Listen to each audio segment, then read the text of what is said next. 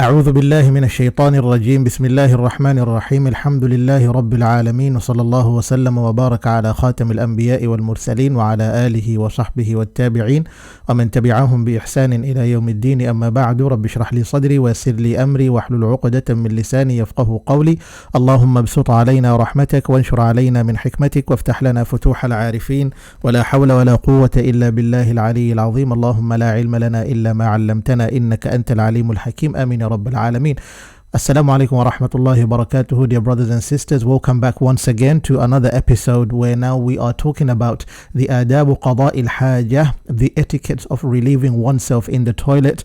And the thing is that Al-Ashmawi, he doesn't talk about this. So we are going to talk about this from the book of Mayyara on the sharh of Murshid al-Mu'in ala al-Daruri min ulum al-Din. And المرشد المعين على الضروري من علوم الدين كتاب من؟ كتاب عبد الواحد بن عاشر. والميارة تلميذ من؟ تلميذ عبد الواحد. So you notice that Mayyara is the student of Abdul Wahid, and also the writer of Al-Murshid al-Mu'in is Abdul Wahid himself. What we learn from that is that the student literally learnt from the teacher and decided to take what the teacher has done from the works and ensure that he would provide a very detailed explanation. And subhanallah, what Al-Mayyara has done, he has done an amazing job. So we're not just going to focus on Al-Ashmawi, however, but we're also going to use some of Abdul Wahid's also poetry lines and also matan from there and ensure that we learn from the sharh that is given by Mayyara. However, I wouldn't advise someone, as myself, I'm a student of knowledge, alhamdulillah, trying to learn. I wouldn't advise someone literally to say that whatever is written in Al-Mayyara, you leave with it and agree with it straight away, because there are certain issues that literally what Khalil provides is the opposite of what Mayyara gives us. Now, hunaka al-mashhur min al-madhab. There is that which is the famous opinion in the madhab, the popular opinion, but literally the one that is provided in Al-Mayyara or Al-Ashmawi can be different from that which Al-Khalil provides in Ad-Dardir. And you notice that not only that, also there are other issues that are not explained very widely and not given enough adequate explanation, except that if you go on the bigger texts and the further you go down in the madhab, you professionalize on it and you specialize on the madhab, you are able to understand things in depth, inshallah ta'ala. So my advice is, if you're going to study this text Al-Mayyara, or you're going to study Mukhtasar al-Akhdari, you're going to study any other type of text, and if for example you want to look at Usul al-Fiqh and Isal al-Salik, and even more than that, then just make sure that you have a teacher with you, a murabbi, a muallim, an ustadh, and also a person, an ustadh, a teacher that can guide you through, a guide basically. And the good thing is that our asatidah, our mashayikh, literally when they teach us, they don't just teach us the fiqh, but they teach us the tarbiyah of taking and accumulating knowledge and consuming the knowledge, and also we learn the adab of taking in the knowledge. Al-Imam Shafi'i rahimahullah said, if I was to learn from Al-Imam Malik anything throughout my years, then I would have learned from his etiquettes and nothing else. 20 good years. The knowledge that he attained, 20 years, and if he had more time, he would have just took from his adab and his etiquettes, ethics and morals, more than the knowledge that he attained from whom? From Al-Imam Malik, subhanallah. May Allah subhanahu wa ta'ala make us a people of adab and make us a people that appreciate this knowledge, and we act upon the etiquettes which Islam wants from us through the knowledge that we attain. Ameen ya Rabbil Alameen. Now what we have in front of us is that we have Al-Mayyara providing us the sharh of what Shaykh Ibn Ashir provides us. ويقول ويجب استبراء الأخبثين مع سلت ونتر ذكر والشد دع وجاز الاستجمار من بول ذكر كغائط لما كثيرا انتشر. Now today we're just going to explain these two lines. Only these two lines, because there are three things that we are supposed to cover. وهو and وهي, they are al-istibra'u wal-istijmaru wal-istinja'u. Now what do they stand for? We'll get to that later inshallah ta'ala, or very soon. But there's something that I wanted to mention to you. Why did we focus on water on our last episode and the issues that literally nullify our wudu, rather than looking at wudu in itself specifically? It's because first of all we needed to understand what is is what was the main substance that we use in order to do wudu with, and we understand from that that the main substance is what? Is water. Alhamdulillah, it's very clear.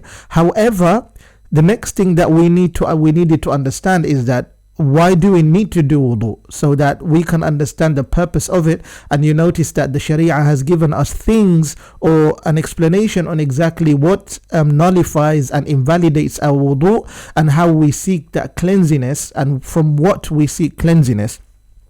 Now the next thing that we need to cover is that how do we literally go around our relieving when we go to the toilet, and how does it work, inshallah ta'ala. So you learn from this, water is not just used for wudu, but also is used for what? For qada'ul hajah, for cleaning oneself after relieving ourselves from the toilets. We know that. So you notice that water is used for minor hadath, al-hadath al-asghar, وكذلك يستعمل الماء للحدث الأكبر, a major hadath. And also you notice that water is not only used for that, لإزالة النجاسة, for the removal of what? Of dirt and najasa. So we understand from here that that water is of utmost importance, and it's essential in our lives. And it's, as we know, that the last thing that we mentioned is used للطهارة من الخبث, to purify oneself from khabath, which is najasa. And today what we are going to cover is among the akhbathan, the two najasa that come out and extracts out of our body, and how we prepare ourselves to clean ourselves from that. So the issue that we have first is the issue of al-istibra.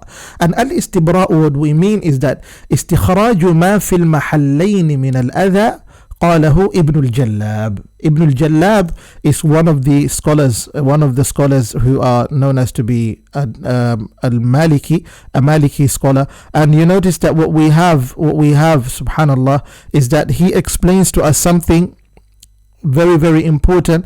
And he says that the meaning of al-istibra is istikhraju ma fil mahallayn min al-adha. Now there is something quite amazing actually. On the word al-istibra'u, there is alif, sin and ta. In the Arabic language, when you see alif, sin and ta, is referred to a talab. Now it doesn't mean a talab only, solely, no, but there are other meanings why we use alif, sin and ta at the beginning, because this might be a little bit scientific, but let me just explain to you so you understand.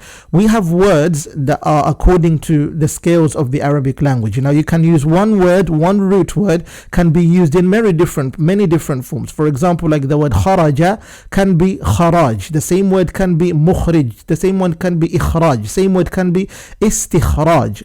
You can use it as akhraja. You notice I've used one word in many forms. Now notice that. What does it mean to say? It means to say that in the Arabic language we are rich in vocabulary, that we have a science behind it which is easier for us to grasp, and it makes life much easier and beautiful. It's amazing indeed. Now the word istibra, when you add alif, sin and ta, is, if you remove them, you end up having the word bara'ah. Now what does bara'ah mean? It's distancing oneself from something.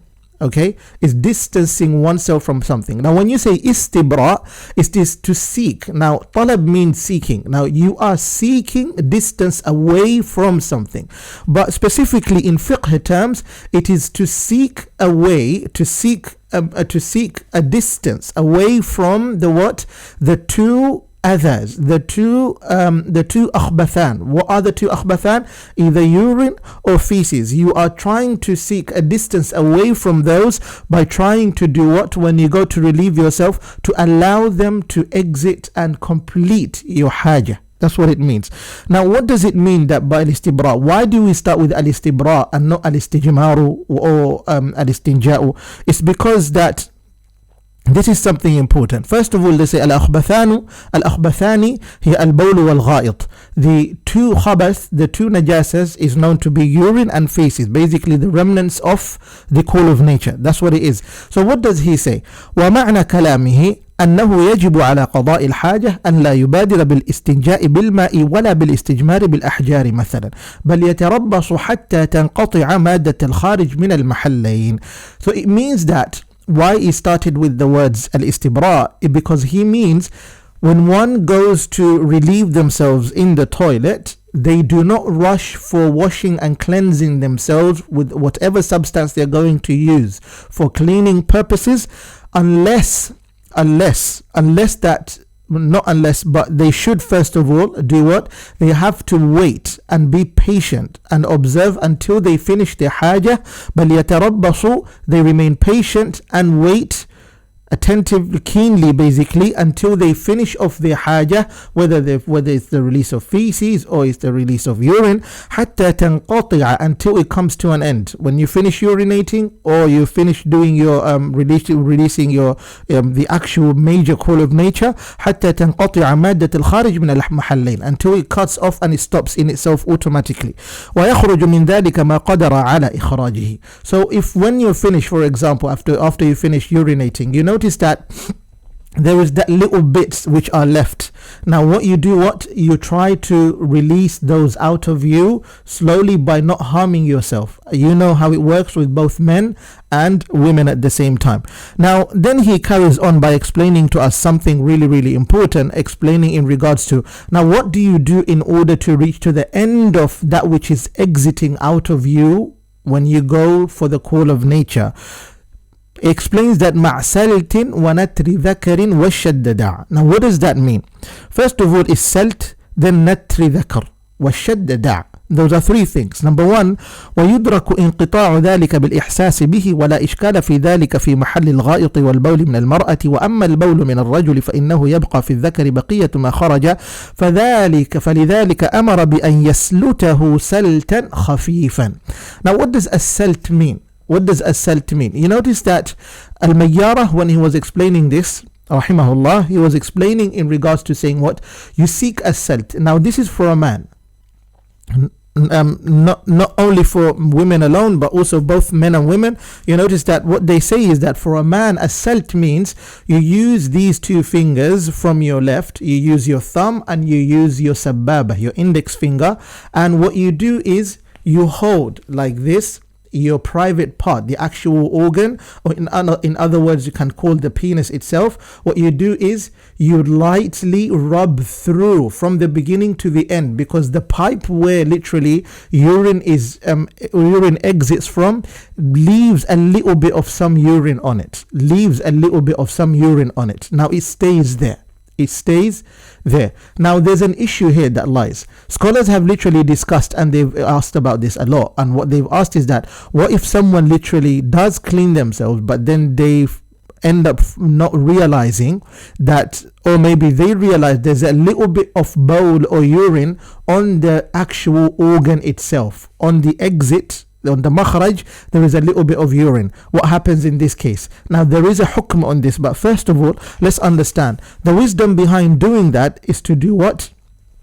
Is in order to clean yourself completely when you want to wipe or wash yourself. That's number one. Number two, for a woman, what they say is that what do? They hold on to their actual where the pubic hair is, and they kind of push down a little bit because that's where the bladder is. They lightly push. Now when you say salt, is when you hold like that. Now another one is natru dhakar. Natru dhakar for a man is literally doing what?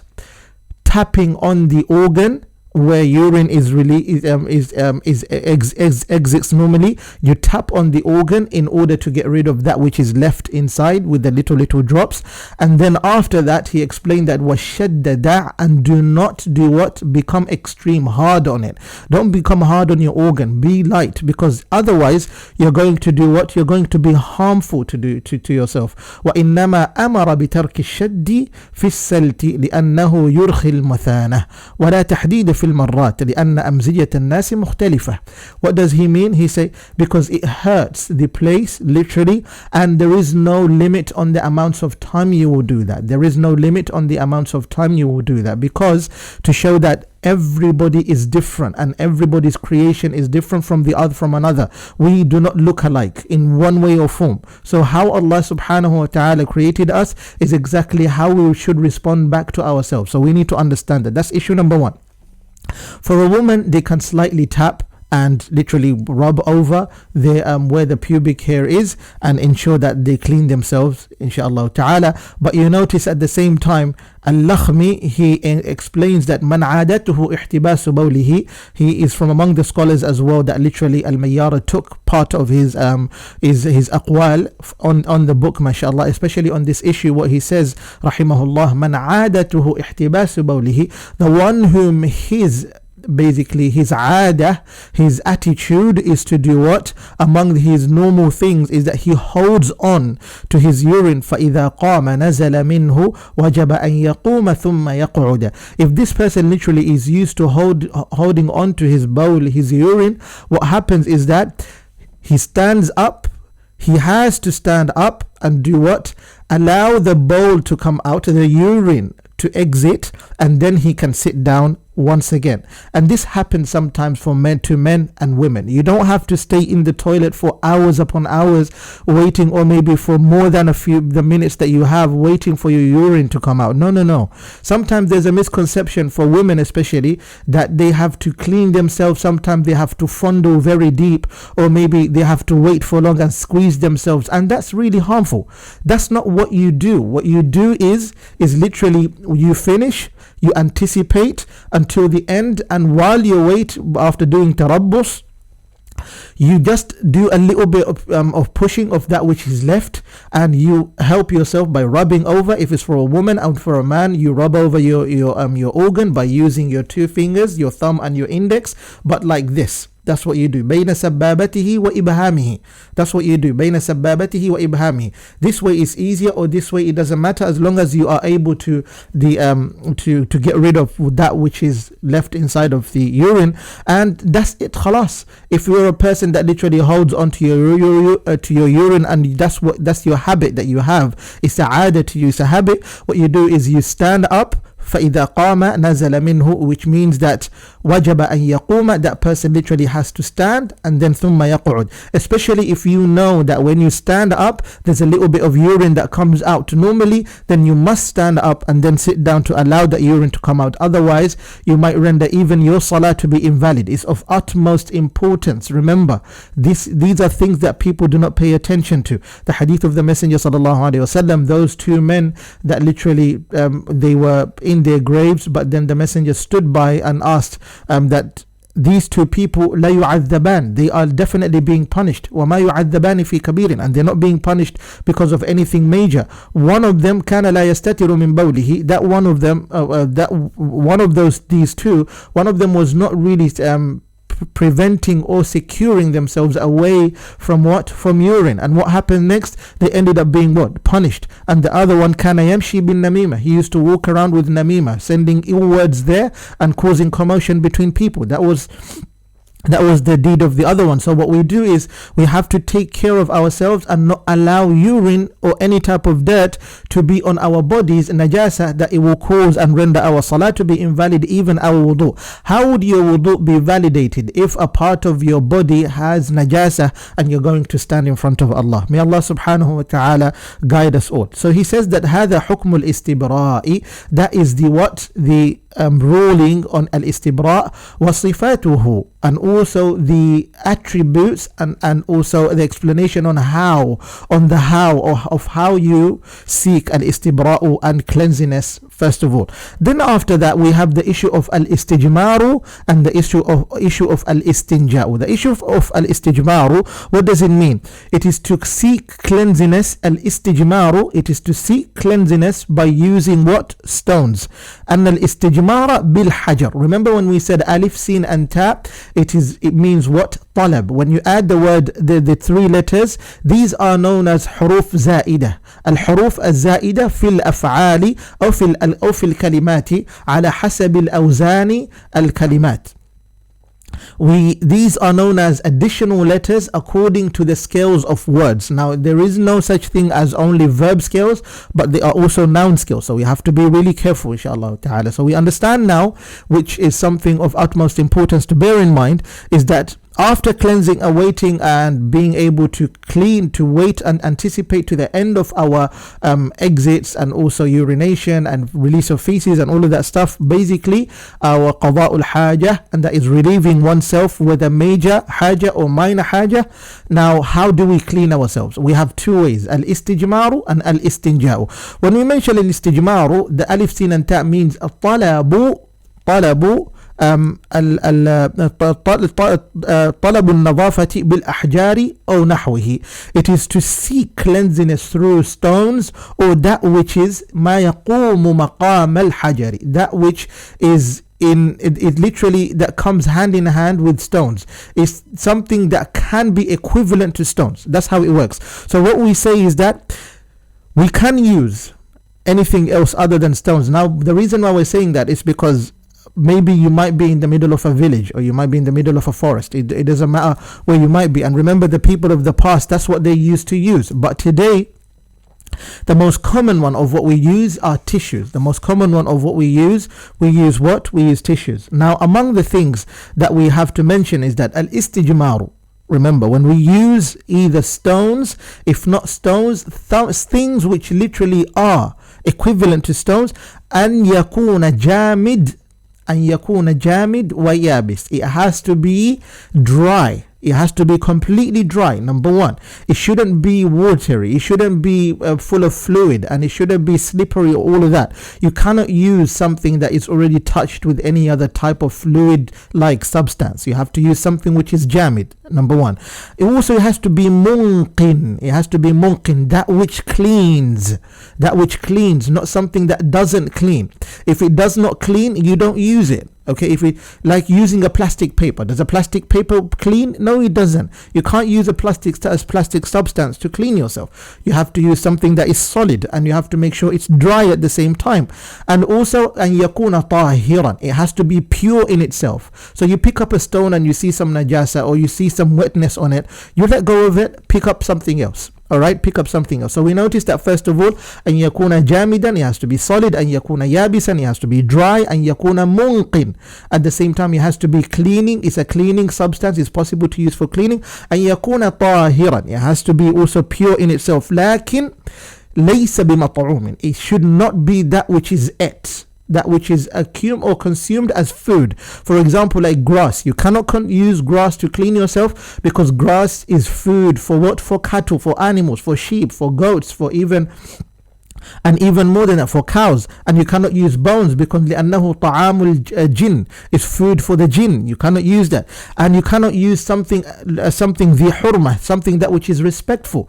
For example, you use a paper that is literally used for pen. You don't want to use that. Does it clean first of all? No, it doesn't. Now, a material that which is respectful, like gold, like fidda, you can't use things like those. ولا مؤذن, something that is quite annoying, actually, that will literally annoy you at the end of the day. And for example, you see leaves, fine, you see leaves, but these leaves are those type of leaves that leave some sting on your body.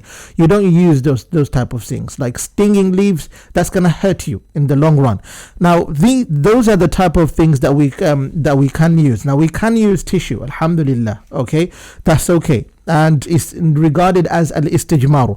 But who uses al-istijmar? Who uses a substance to clean yourself other than water, according to what we mentioned? وَجَازَ الْإِسْتِجْمَارُ مِنْ بَوْلِ ذَكَرٍ. You are allowed to use al-istijmaru, to use any other substance as tissue or stones or anything else. A man literally who has finished urinating, they can use tissue or stones or anything else. ما يقوم مقام الأحجار. Okay, a man can use that. What about a woman after urinating? A woman after urinating cannot. First of all, is because you need to understand, women, when they finish urinating, it can be harmful, first of all, to them, and next of all, it's just going to spread around the najasa. So they have to use water when they urinate. When they finish doing a minor haja, they have to use water. So this applies when it comes to urination. It applies only to men. Now, who else is similar to women that cannot use this type? cannot use ahjar or ma yaqumu maqam al-ahjar. A woman, a person that literally was born with two private parts, a person that literally has a male private part and a woman private part, and those people exist, and we call them what? Al-khuntha. And also a person who is khasi, castrated person, literally a man who has been castrated. You cannot use al-ahjar or ma yaqumu maqam al-ahjari. You can't do that. But how about when it comes to the issue, when it comes to feces? When it comes to feces, both genders can do so. Both genders can do so, inshallah ta'ala. So when you go for a major hajah, a woman and also a khuntha, or maybe al-khasi, a person who has been castrated, and a man at the same time, a male, these four people, or all these four categories, they can do what? They can use ahjar or tissue or anything else that is similar to ahjar, and you know the rules of that which you can use as a substance. Now, what if we have both water? Al-istinja'u now that's when we're talking about istinja. Istinja is to cleanse oneself using water.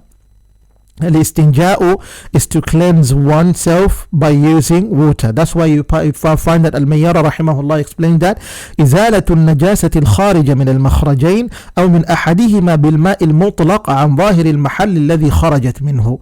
It is the removal of najasa, that which has exited, which is on the outer part of the body, من المخرجين, from the two parts, أو من أحدهما, or one of them, بالماء المطلق, clean water, and we explained about water earlier, عن ظاهر المحل الذي خرجت منه, on the apparent part of the body, that which the najasa or khabath came out and exited, whether urine or feces. And we clearly understand about this now. Now, in what circumstance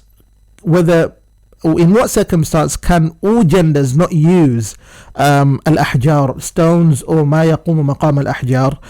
In what circumstance a person cannot use stones or that which is equivalent to stones? One of the circumstances is that كغائط لما كثيرا انتشر.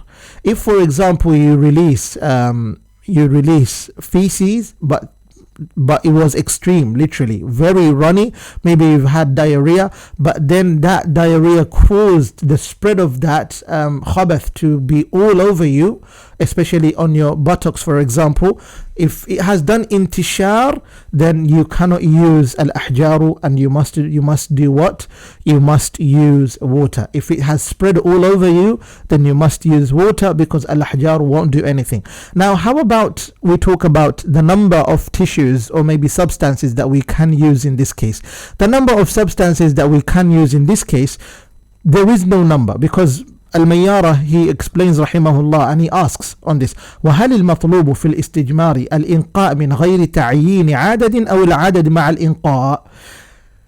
The one that is sought from al-istijmar, which is using tissue or anything else, should we use should we clean ourselves, and there is basically by a specific number, or is there no specific number? Now, there are two qawls on this. Now, basically there are two opinions, but we're going to take one from out of those two, which is the most widespread opinion, and that is there is no specific number. يجزئ حتى دون الثلاثة ما دام المحل صار طاهرا. Even if it's below 3, it's fine, as long as that place which you were cleaning yourself from, where the dirt is, what you clean yourself from, is clean in itself. If that khabath has gone away and has been removed, then you are done at the moment. So now you understand that clearly, if you go and clean yourself with a tissue, let's say you're on a journey and you're literally in a service station, but then you went to the toilet, you don't even have a bottle of water, you forgot perhaps, or you didn't have access to any, but you went there and there is tissue and you just urinated, for example, for a male actually, what you do is, if you finish doing al-istibra'u and then you only have al-istijmaru with you, which is tissues at the moment, what you do is you wipe yourself using the tissues, and you look at yourself. If you find that one tissue is enough and one wiping is enough, khalas, you can stand up and leave, inshallah ta'ala. There shouldn't be any problem, inshallah, inshallah, inshallah. So you notice that we've covered 3 things over here at the moment. Issue number 1 that we've covered is literally that al-istibra'u, and we said that al-istibra'u is what? Is to seek, is to clean yourself, wait and anticipate until you finish qada al-haja, and that is to relieve yourself from the 2 hajat, and the main one, they are what? Release of urine or release of feces. And the next thing we talked about al-istijmaru, which is using stones or maybe using that which is equivalent to stones. And then we explained in the issue of al-istinja, which is water, and we said that it is better to use water and the most favored. However, it is also allowed if you just use anything like stones or tissues only, and that should be fine, inshallah ta'ala. But always remember, women or other ones who are equivalent to women, make sure that when you just do which we call it number 1 with children, you just urinate, what you do is make sure you use water rather than using anything else. May Allah subhanahu wa ta'ala grant us goodness and ease, and also accept from us that which we are learning over here. In our next lesson, bi'idhnillahi al-kareem, we're going to start talking about wudu and how we do it, inshallah ta'ala, and the parts of wudu. There are 3 levels that literally we have to talk about: that which is the obligatory part of wudu, that which are the sunan of wudu, those which are regarded as the fada'il of wudu. And after explaining that, we're going to go further bi'idhnillahi al-kareem. Wa sallallahu wa sallama wa baraka ala nabiyyina Muhammad wa ala alihi wa sahbihi ajma'in.